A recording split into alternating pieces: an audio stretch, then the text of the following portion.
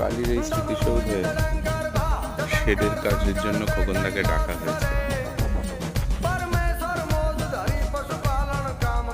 আমাদের রুদ্রাক্ষ গাছটা আছে, ওদিকেও একটা গাছ আছে, সেই গাছ দুটোকে বাঁচিয়ে কাজটা করা হবে।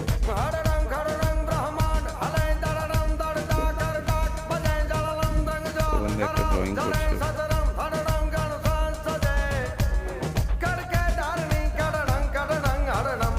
মোটামুটি যা ঠিক হয়েছে, ওখানে একটা খুঁটি, ওখানে একটা খুঁটি,